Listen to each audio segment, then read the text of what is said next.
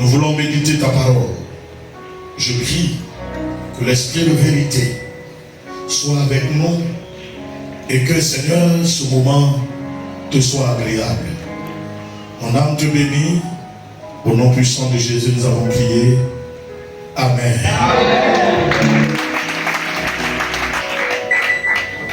Le message ce matin est une question.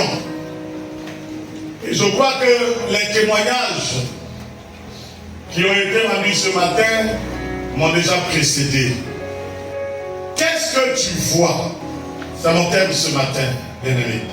Qu'est-ce que tu vois dans ta vie? Vois dans ta famille? Qu'est-ce que tu vois dans ton église? Qu'est-ce que tu vois dans la société qui doit te motiver?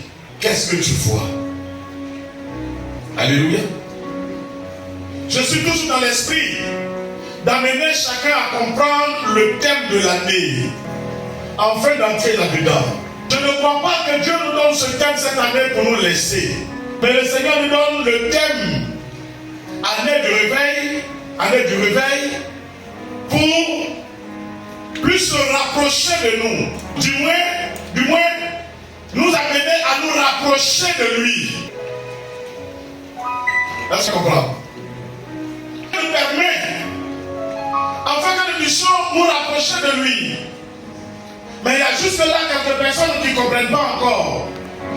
Alors je suis venu t'interroger ce matin, bien aimé, toi qui m'entends, qui me vois. Qu'est-ce que tu vois? Quand on parle de réveil, dans la vie de quelqu'un, un homme, une femme réveillée, c'est quelqu'un qui a une bonne relation avec Dieu. C'est quelqu'un qui a une vie de prière. C'est quelqu'un qui a une vie de consécration, qui comprend le jeûne, les veillées également, les veillées individuelles. C'est quelqu'un qui est fortement plongé dans l'œuvre de Dieu, qui vit une vie de foi, qui l'amène à enregistrer des témoignages, parce que Dieu répond. Mais qu'est-ce qui le motive? Il est motivé par ce qu'il voit, ce qu'il vit. La prière est une chose qui est difficile à pratiquer, la vie de prière. La vie de prière n'est pas facile. Parce que les gens même, quand ils doivent prendre pour prier, ce sont les heures qu'on va dire qui sont consacrés au repos. Nuit, entre midi et 2. Ou pour certains, la matinée, ou la soirée. Et quand tu rentres dans ta maison, dans ta chambre, tu es seul. Parce que Dieu est invisible. Donc tu ne vois pas Dieu comme je vois le frère hier ou le frère Dieu assis là. Vous dites, cher monsieur Dieu, bonjour. Dans ma chambre, je suis avec ma Bible. Mais que quelqu'un va venir te dire, le Seigneur m'a envoyé te dire ça. Parce que quand tu priais, Dieu a entendu.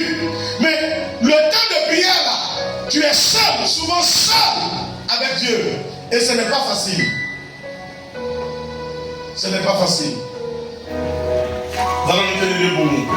On se tient tous debout. Le livre de Néhémie au chapitre 2, les versets 17 jusqu'au verset 20. La Bible dit ceci ce matin. Je leur dis alors, vous voyez le malheureux état où nous sommes. Jérusalem est détruite. Il dit, je leur dis alors, vous voyez le malheureux état où nous sommes, Jérusalem est détruite. Et ses portes sont consumées par le feu. Ses portes sont consumées par le feu. Venez, rebâtissons la muraille de Jérusalem. Venez et rebâtissons la muraille de Jérusalem. Et nous ne serons plus dans l'opprobre. Et nous ne serons plus dans l'opprobre. Amen. Je leur racontais comment la bonne.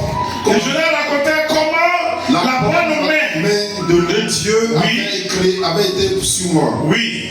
De quelle parole le roi m'avait adressé? Quelle parole le roi m'avait adressé? Il dit. Levons-nous et bâtissons. Alors le peuple dit, levons-nous et bâtissons. Et il se fortifiait dans cette bonne résolution. Il se fortifiait dans cette bonne résolution. 19.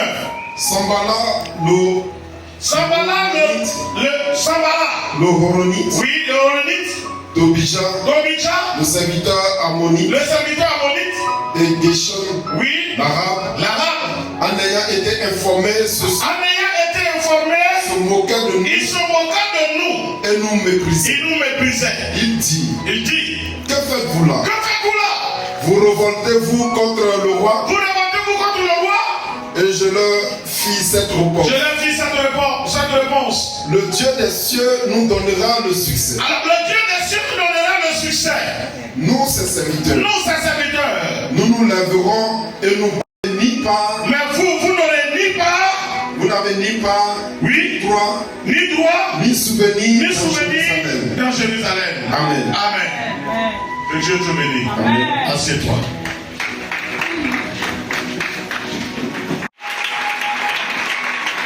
Deux groupes de personnes.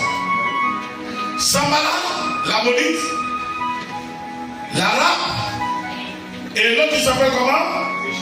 Gesha. Néhémie et ses compagnons. Deux groupes, deux réactions. Écoute-moi. Deux groupes, deux réactions. Je suis tenté de te poser la question auquel des groupes tu appartiens.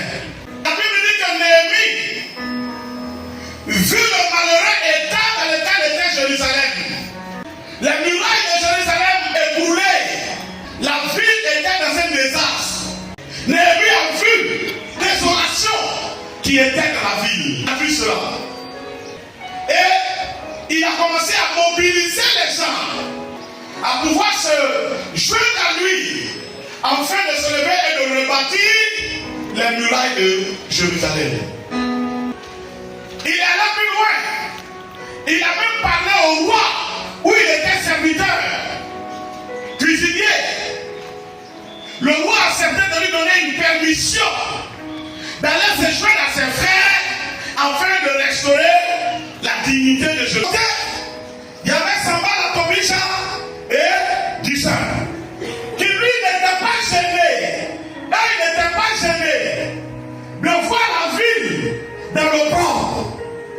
Ce n'était pas trop leur problème que les murailles soient écoulées, les maisons soient délabrées, la ville soit dans un mauvais état. C'était vraiment pas trop leur problème. Pourvu qu'ils aient l'estime du roi, c'est ce qu'ils cherchaient. Alors, lorsque Néhémie et ses compagnons se sont levés pour tenter de rebâtir, ce groupe-là se sont eux aussi levés pour tenter de se moquer d'eux, pour les ridiculiser, mieux, susciter même la colère du roi contre eux. Est-ce que vous comprenez bien? Bien, nous avons ces deux groupes dans l'église. De se réveiller. C'est alors que tu vas constater, c'est alors que tu pourras te lever et que rien ne pourra t'empêcher. Le sommeil ne pourra pas t'empêcher. La fatigue ne pourra pas t'empêcher parce que le besoin est là. Laisse-moi te dire, quelqu'un peut être fatigué, il trouve toujours la force de manger. Parce qu'il constate que la nourriture est nécessaire pour son organisme. S'il ne mange pas, il va mourir. C'est comme ça que ce matin que tu constates que la vie de prière est nécessaire pour ton âme. Si tu ne pries pas, le temps où tu vas subir, le temps où tu vas mourir. Si tu ne te lèves pas pour prier pour ta famille, pour prier pour ton pays, pour prier pour ton église, pour prier pour tes responsables, pour prier pour toi-même, pour tes enfants, aujourd'hui ils vont bien. Mais est-ce que tu sais ce que l'ennemi est en train de tramer, de planifier contre eux? Dis non. Ne sois pas comme Sambala, Tobija et Dishan. Le groupe de ceux qui se soucient du bien-être de leurs frères, du bien-être de l'église, du rayonnement de l'église, qui se soucient de leur famille, qui veulent voir leurs parents travailler, être heureux, qui veulent voir leurs frères et sœurs se marier, faire des enfants, qui veulent voir leur communauté avancer, qui veulent voir les hommes être gagnés, la société dans laquelle ils travaillent, ils veulent voir la société évoluer. On a ces groupes de personnes-là, et on a aussi un autre groupe qui s'en foutent. L'essentiel, ils n'ont qu'à avoir à manger, ça s'arrête là. Le patron n'a qu'à les aimer, ça s'arrête là. Les autres choses là, ça n'est pas leur problème. Dans quel groupe toi tu es? Dans quel groupe tu es? Tu sais pourquoi? Parce qu'ils ne voient pas plus loin qu'eux-mêmes. Ils ne voient pas plus loin que leur propre vie. Tout se limite à eux. Moi, j'ai mes amis, ça me suffit. Tu sais que mon travail, ça me suffit. Tu sais, je gagne à manger, ça me suffit. Je me suis arrangé, j'ai eu une femme, on est là, mon frère, ça me suffit. Si tous les autres ne vont pas bien, ça c'est leur problème. Moi, ce qui m'intéresse, c'est moi. Tu sais pourquoi ils agissent comme ça? Ils n'ont pas de vision, ils n'ont pas de grande vision. Ils ne voient rien. Celui qui ne voit rien n'a rien à faire. Celui qui ne voit pas n'a rien à faire. Il va faire quoi? Tu trouves que tu vas te laver parce que tu constates que tu es sale. Mais si tu ne vois pas que tu es sale, tu vas te laver pourquoi? Tu trouves nécessaire de faire la lessive parce que tu trouves que tes habits sont sales. Mais si tu ne vois pas plus loin, au point de constater que tes habits sont sales, ce n'est pas présentable en société, pourquoi tu vas te laver? Quand je te parle du réveil, la soif d'avoir une vie de prière, tu ne comprends pas parce que pour toi, il y a sorcier, il n'y a pas sorcier, c'est pas un grand problème. Les sorciers ont toujours existé, et puis quoi? Qu'est-ce que je peux faire qui va changer? Moi, tant que je peux les éviter, je m'arrange.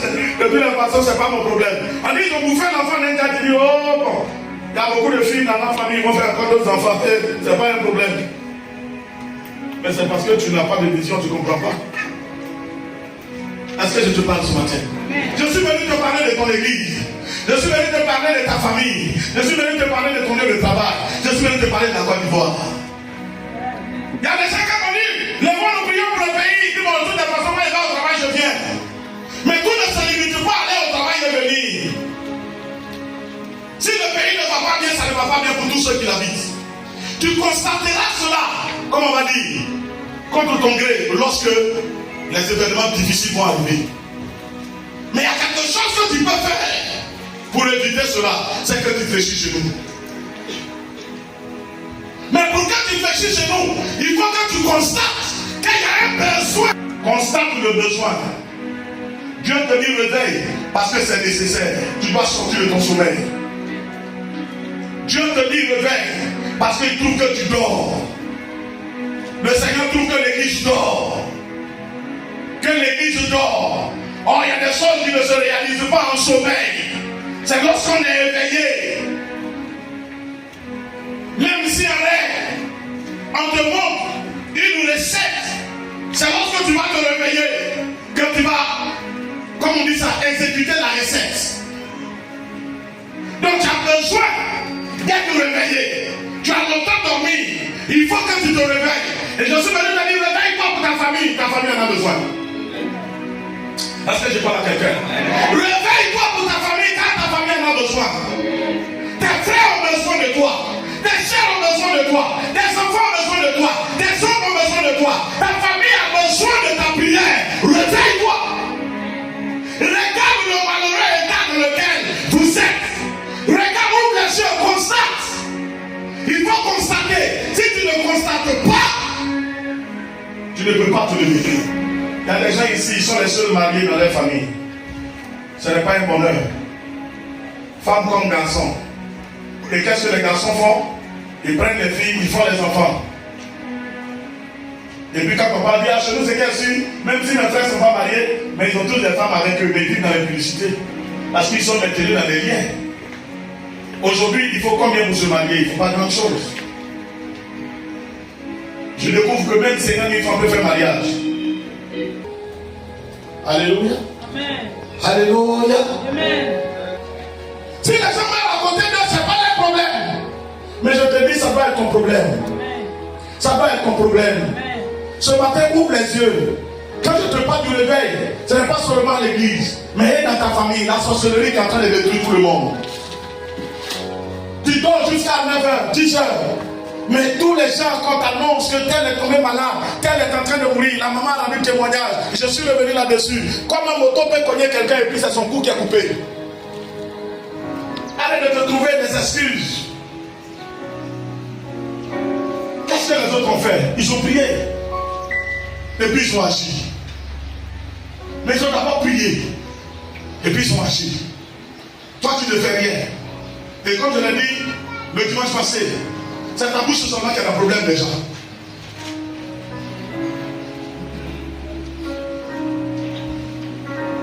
Je voudrais bien que fin décembre 2025, quand tu feras le bilan, que tu retiens que 2025, tu n'as pas parlé de quelqu'un. Au nom de Jésus. Quand tu vois, mon frère, qu'est-ce que tu vois? Tu vois que tu as besoin de Dieu? Tu vois qu'il y a un besoin de l'action de Dieu? Ou bien tu vois que pour toi tout va bien, on n'a plus besoin de faire quelque chose, on peut dormir. Qu'est-ce que tu vois? C'est selon ce que tu vois que tu agis. Toi, tu ne peux pas punir toute la famille. Si la marche du Père a permis qu'il y ait des enfants, mais il n'y a pas mariage, toi tu connais Jésus, il doit avoir mariage. Si la marche du Père a permis qu'il y ait une famille, parce que tu as la clé. Oh, et libère ta famille. Réveille-toi et libère ta famille. Réveille-toi et libère ta maison. Réveille-toi et libère ton pays. Dieu te regarde. Jusqu'à ce que Néhémie et les autres ne se lèvent, Dieu n'avait rien fait. Mais quand ils se sont levés, Dieu a marché avec eux. L'Éternel a incliné le cœur du roi et il les a laissés partir. Il les a donné même les moyens pour aller rebâtir. Si nous nous levons, l'Éternel va nous donner les moyens. Si tu te lèves, Dieu va te donner la force. Si tu te lèves, Dieu va te donner les moyens. Si tu te lèves, tu dis mon église n'est pas finie, Dieu va te donner les moyens. L'église sera terminée. Oh frère, si tu te lèves, ce qu'il dit, c'est que tu demandes, l'Éternel te l'accordera. Mais il faut que tu constates que tu te lèves.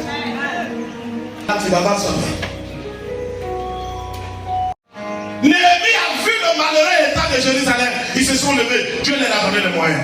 Mais ils ont accepté de faire quoi? Ils ont accepté de faire quoi? Ils ont accepté de faire quoi? Dis à ton voisin, lève-toi. Dieu t'attend pour ta famille. Dieu t'attend pour ton église. Dieu t'attend pour ton pays. Dieu t'attend pour tes enfants. Dieu t'attend pour le mariage de tes frères et tes sœurs. Dieu t'attend pour les qualifications que nous tous ici. Parce que quand tu vas prendre depuis ton père, peut-être le grand frère de ton papa, jusqu'à, tu vas descendre, tu vas descendre, tu vas descendre, tu vas... Regarde ta famille, regarde tes frères, regarde tes soeurs, regarde-les. Regarde-les, ce qu'ils sont. Regarde-les, regarde tes enfants toi-même. Regarde. Pour que le diable puisse mieux le tuer. Le diable lui-même l'amène à l'église, mais Satan choisit son église.